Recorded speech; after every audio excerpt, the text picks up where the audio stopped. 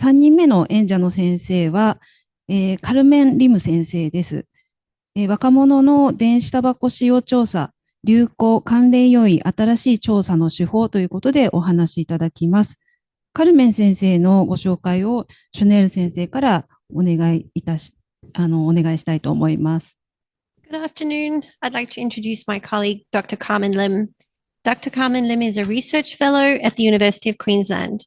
Carmen leads a research program focused on the etiology of youth vaping, smoking electronic cigarettes, and drug use, using social media data to track drug trends.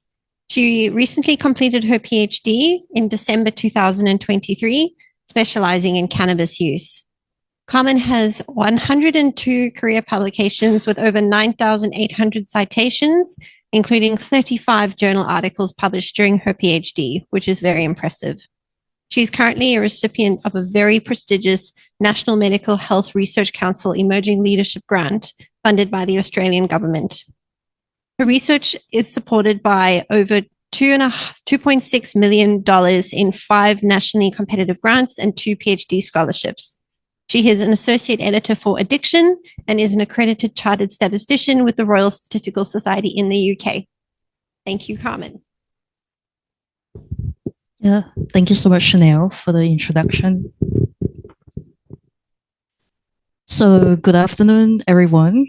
My name is Carmen, and I'll be talking about youth vaping today. So just to clarify upfront that vaping in this presentation is essentially smoking electronic cigarettes. So who am I? I am a research fellow and statistician at the National Centre for Youth Substance Use Research at the University of Queensland. As Chanel mentioned, my PhD was conferred late last year, and I do a wide range of research on youth substance use, but my primary interest lies within the field of cannabis and tobacco control. So on the right here, you see like a picture of my team and I. So these are some of the faces behind the work that I'll be presenting today. So where does my funding come from? So my research is primarily funded by the Australian federal government, and I have no connections or whatsoever to the tobacco and cannabis industry.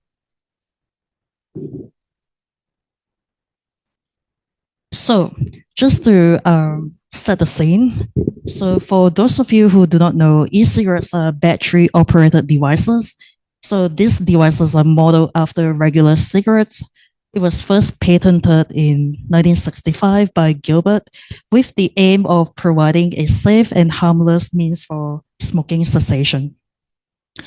The first e-cigarette device was developed in 2003 by a Chinese pharmacist, and it didn't really enter the US market until mid-2000s. However, you can see that e-cigarettes in the early days, they are not really designed to deliver large doses of nicotine because this can be quite harsh and irritating to the throat. But what gets people hooked to smoking is the amount of nicotine in it. So as a result, many of the e-cigarettes products fail due to inefficiency, and many people return to smoking as a result of it. So it wasn't until Juul entered the market that things are beginning to change. So the two founders, James Monsees and Adam Bowen, they figure out the perfect formula that allows people to vape high nicotine strength products by using benzoic acid so that it's less irritating to the throat. So if you wanted to know more about how the Juul sparked an epidemic of youth electronic cigarette use, please feel free to watch this documentary on Netflix. So, what is the current trend on e-cigarette use in Australia? The short answer is it has been increasing. So, when we look at the latest data from the National Drug Strategy Household Survey, we can see that the current electronic cigarette use among 14 years old or older has nearly tripled from 2016 to 2022. However, most of the current e-cigarette users are comprised of young people aged between 14 to 24. And the survey also showed that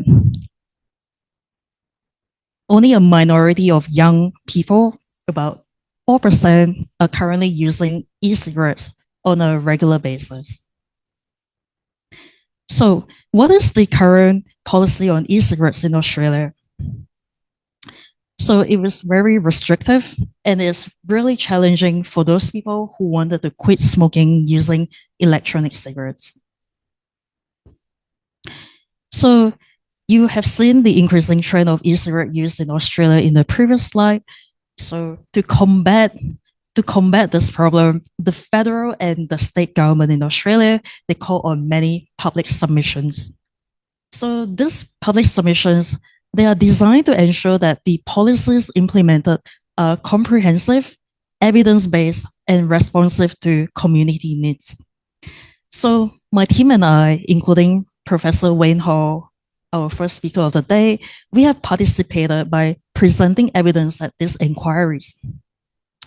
So, however, most of these inquiries, they conclude that e-cigarettes are actually no safer than cigarettes, ignoring the overwhelming empirical evidence that e-cigarettes is a far less harmful alternative for adult smokers. So, from 2021, Australia has commenced a series of changes to the federal laws with the goal of stamping out recreational electronic cigarette use. So you can see here that there were a lot of changes made in 2024 alone. So from January last year, we banned single-use e-cigarettes. In March, only therapeutic e-cigarettes are allowed in Australia. And if you import it, you do need like a permit to do so. And from July onwards, pharmacies are allowed to supply e-cigarettes, but the flavors of the e-cigarettes are limited to tobacco, mint, and menthol. People can also use a non-flavored e-cigarettes too, but those are for the reasons of to quit smoking, basically. So before that, one would have to see a doctor to get a prescription for electronic cigarettes. And from October, pharmacists are allowed to prescribe low nicotine e-cigarettes to adults who age 18 years and over. Young people below 18, however, would still need to see a doctor for an e-cigarette prescription. So what is Australia's current position on e-cigarettes? So you can see here, as articulated by the Minister of Health, they think that e-cigarettes would serve as an entry point to traditional cigarette smoking, especially among young people, raising a lot of concerns about the potential addiction and the long-term health impacts of electronic cigarettes. So this is the current status quo in Australia. While cigarettes, the most harmful of tobacco products, are widely available, e-cigarettes, which is a less harmful form, is available as a prescription only from a pharmacist. So many experts that focus on harm reduction therefore question if our current e-cigarette policy in Australia is sensible or not.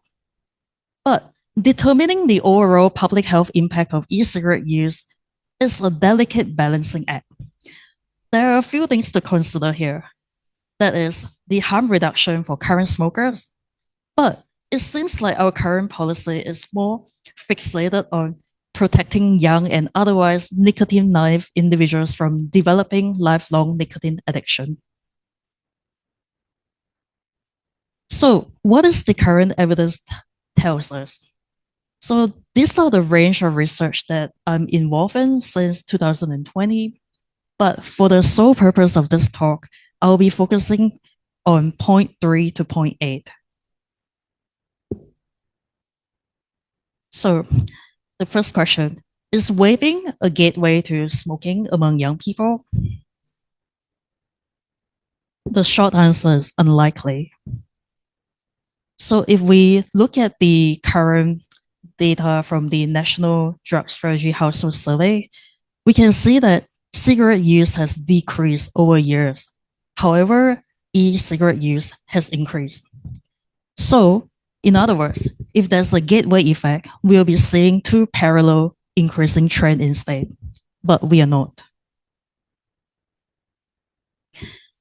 So we also find that the Australia trend is closely mirroring the US trend, where smoking prevalence in the US continue to decrease as e-cigarette use increased substantially, particularly among young people. So we have also conducted a systematic review that evaluate the gateway effect, whether or not there's a gateway effect. And what we found is that many of the studies that claim that e-cigarette use is linked to subsequent smoking initiation did not actually adjust for common liability factors such as genetic factors and other social factors like peer use or parental use, for example.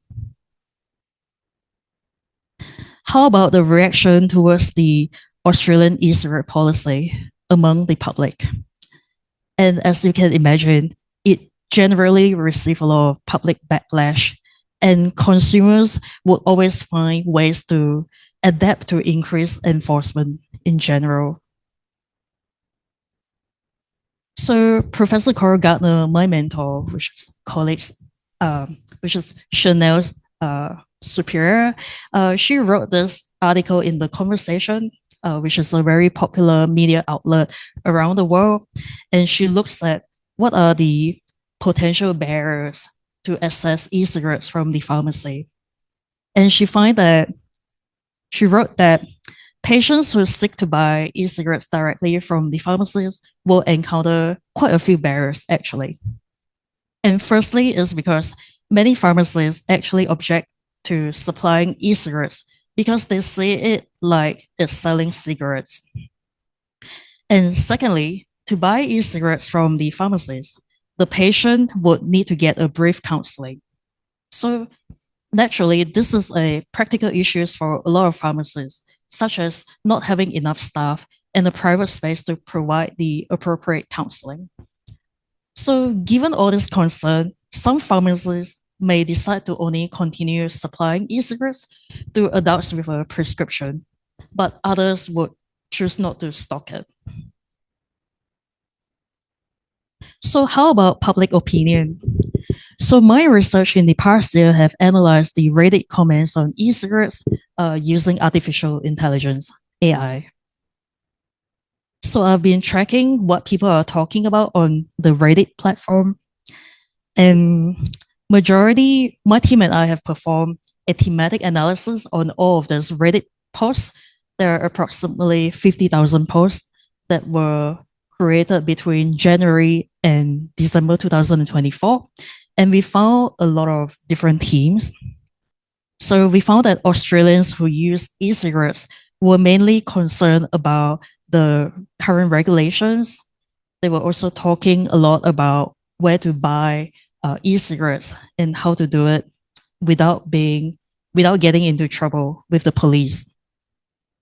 There are also a lot of there's also a lot of posts regarding health and safety debates. They were talking about the policy and personal experience. There's also a lot of activism that's going on Reddit.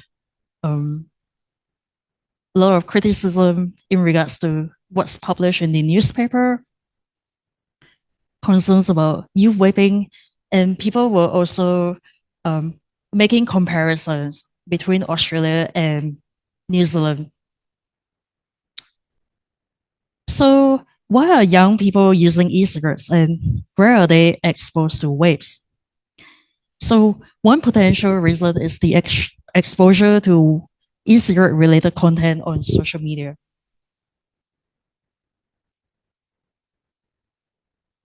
So social media, these platforms, they use very sophisticated algorithms that amplifies similar content once a user has interacted with it. Therefore, it's very difficult for young people to totally avoid this post. For example, when I type in e-cigarette on Instagram, what I'll find is that the algorithm would show me similar content on my homepage, such as vaping accessories like this gold-plated elf bar holder, which makes me want to buy it.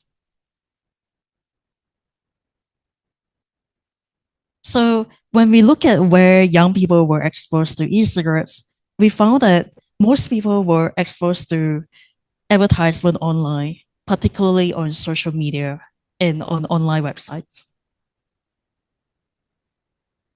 So the National Drug Survey also showed that around 90% of people that buy e-cigarettes, they buy it illegally. So my team and I were also curious about whether people were also getting their e-cigarettes illegally online. So we began to look onto Facebook marketplaces, and we identified some very dodgy advertisement using simple search terms like the name of the e-cigarettes himself. So what we found was that a lot of people are actually selling fruit salads online in Australia, which is not true. So what they do is that instead of showing a picture of an e-cigarette, these sellers, they were posting other images such as fruit and juices to represent the flavors of the e-cigarettes. And on this picture, you also see a lot of code words like the numbers on the images, like 2K. It just means that there are 2,000 puffs on the e-cigarettes. Some of these listings, they also offer bulk buy and doorstep delivery, which is very concerning. And there are no age restriction at all when it comes to accessing all this content.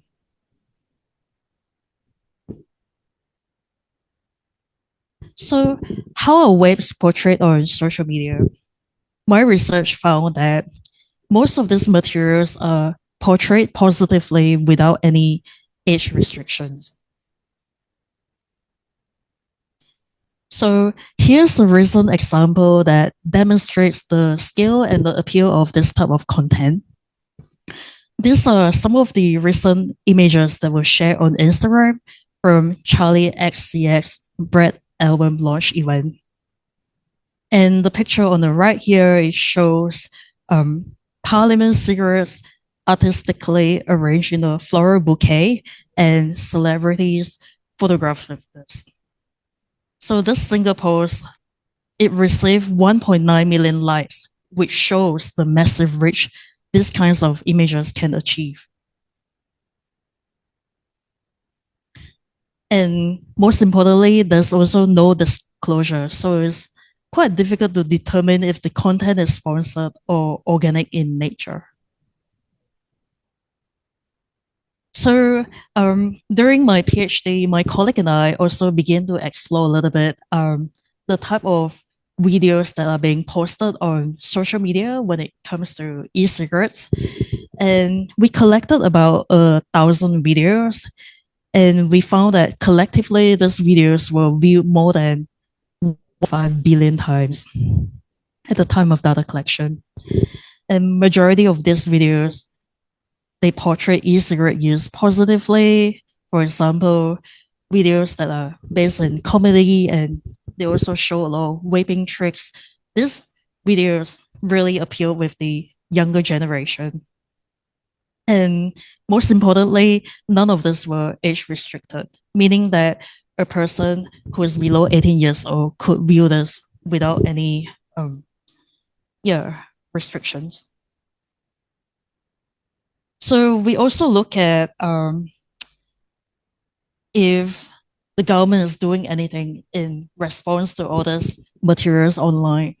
So in October 2021, the US congressional hearing, they addressed the potential impacts of social media on adolescents, and they wanted to know what the social media companies are doing to limit the exposure of young people to harmful behaviors, bullying, and substances online. And companies like TikTok, they responded by removing substance-related hashtags, and they also limit the searches for keywords that explicitly reference drugs. However, my team and I found that substance use content, they continue to proliferate on the platform and they remain publicly accessible. So for example, if you search for illicit drugs like cannabis on the right, you will likely not get any results from the platform. But if you do know the websites or the URLs of these videos, you may still able to access these videos. So following the initial TikTok study, we repeat the same exercise again a year later. So in 2022, we sought to review the changes in viewers' engagement before and after the US congressional hearing. So specifically, we wanted to examine how many videos from a previously collected sample of popular vaping videos remain accessible. And we found that although most of the hashtags were removed, 511 out of the 802 videos remain accessible at the 12-month follow-up. And not surprisingly, the number of views, they increased by 1.7%, and the number of likes increased by about 4% at the 12-month follow-up. And to no surprise, the most viewed and liked videos on TikTok, they remain accessible to the general public. And with no age restrictions as well. You want to stand or we want to stand? Ooh. You want to stand? Do you want maybe You can. no, maybe this way because otherwise it's too dark. You stand this side? Whoever that's online, we should be able to mute. Sorry. Thank you. So yeah, the next part of my research. So in recent years, I'm also interested in knowing if seeing all these tobacco-related materials online, do they actually have an impact on young people's future initiation? Short answer is very likely. So in 2022, we did a systematic review to synthesize the literature up to date. So we included about 32 studies, and most of the studies, they reported the relationship between exposure to e-cigarette advertisement on attitudes and perceptions. Some studies are on engagement with social media advertisement and risk perceptions, etc. And our meta-analysis found significant association between engagement with tobacco-related content and a reduce in risk perceptions among young people. There's also a significant relationship between being exposed to e-cigarette content online and subsequent e-cigarette use among young people. So how about the different types of tobacco content online? So this includes like what type of content they're saying and who is posting it. Does it affect young people's susceptibility to use? So we found that self-reported past month exposure to e-cigarette content was associated with 1.5 times greater odds of susceptibility to e-cigarette use. Daily or near daily exposure was associated with 1.6 times higher odds of susceptibility than those not exposed. When we examine the source of online content, only posts from celebrities and influencers were the most influential, with exposure increasing the odds of susceptibility by 1.3 times. In contrast, posts made by brands or on health warnings or news had little to no impact on susceptibility. So this is a research done by my master's student. We want to know if we know that exposure to tobacco-related content online is linked to future susceptibility and initiation. But what about the opposite? Among those who use e-cigarettes, do they get exposed to more content online? And the short answer is yes. We found that these people are two times the odds of more likely to encounter e-cigarette advertisement online.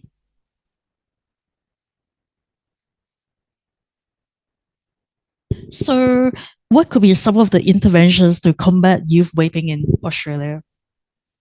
So this is a grant that I got with my colleagues in Australia. So we have been exploring the role of AI in helping to generate materials or to combat youth e-cigarette use in Australia. So in Australia, since 2021, we have launched like a series of mass media campaign. For example, the Central Coast local health district. These are targeted at high school students and they focus on health harms. Do you know what you're vaping by New South Wales Health? These are also focusing on health harms and it's being licensed to other jurisdictions as well. There's also like Give Up for Good. This is a mass media campaign that was created by the federal government. And more recently, we also have the Uncloud campaign. These are targeted at young people aged 14 to 25 years old in Victoria. And it's launched on social media and in public spaces. And it focuses a lot on health harm, secondhand issues, addiction, and it also talked a little bit about the financial impacts of using e-cigarettes. So we wanted to know whether these mass media campaigns have been effective. So the short answer is no, because if this media campaigns has been effective, then technically we should see a decreasing trend, but in this case, it's clearly not showing that. So why is this happening? That's because most of the campaigns in Australia, they tend to adopt like a one-size-fits-all approach. They focus exclusively on health teams and they don't really tailor for individual differences and underrepresented backgrounds such as from the cult community. So these are the culturally and linguistically diverse population. And developing campaigns with different teams and tailoring them to different people is very time consuming and costly. So we need a better approach than the existing approach.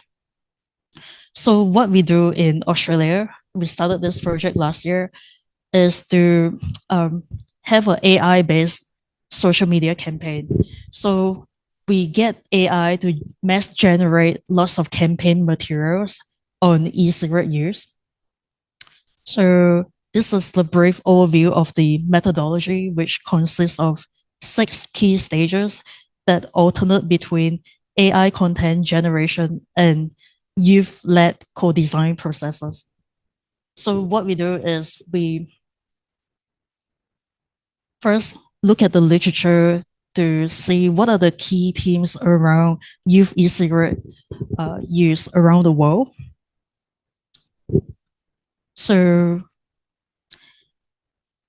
and then we use this team to guide the development of the seeding material using ChatGPT-4, and then we generate the images using Midjourney. But we know that AI is pretty much like garbage in, garbage out. We somehow need to make it resonate to the young people, which is our target population. So for that purpose, we hold a lot of focus group with young people, which with a aim to improve the existing materials that are produced by AI. So this focus group was run early last year. So we generated about 120 materials from AI, and then we show them the images from AI, and then we ask the young people to sort them into 2 piles. So we show them a picture, for example, one, okay, yeah, this is a better example. So we show them images like that. So for example, your lungs deserve the best, wait free. And then we ask them, will this image deter you from using e-cigarettes? And then they repeat that 120 times. And based on the discussion that we had with them, an effective e-cigarette advertisement that would deter them from using it should contain like bright colors with bold text, and there should also be a clear alignment between images and text. And then, but young people being young people, they also mentioned that they don't really care so much about their health, but they care more about money, like the financial impact that it has on them when they start to buy e-cigarettes. They also don't like a lot of stock-like images. And then they don't like outdated references like use of a wallet. So yeah. And they are not very, if you show them an ad that shows an unknown chemical name, they think that it won't really cause them to use e-cigarette less because they are confused about the chemical names. So based on the feedbacks from this focus group, we try to refine them and create better images. So we use AI to regenerate most of this material. And from this, we improve our prompts that we feed into the AI, and this is the result that we get. And then we went back to the same young people, and then we asked them whether or not the figure on the left is a lot better than the previous one. And if not, what can we do better to improve the image? And the image on the right is the end product. And here's another example.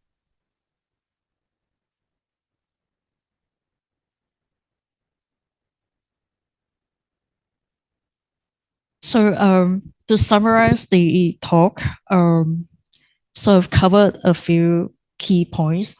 So what's the current trend on e-cigarette in Australia? The short answer is increasing. What's the current policy on e-cigarette use in Australia? Is very restrictive for people who try to quit smoking. Is there a gateway effect from e-cigarette use to cigarette use? The answer is unlikely. And with the current policy in Australia, it received a lot of general public backlash. Why are young people using e-cigarettes, and where are they exposed to e-cigarettes? We find that they are being exposed to lots of content on social media, and most of them are being portrayed positively without age restrictions.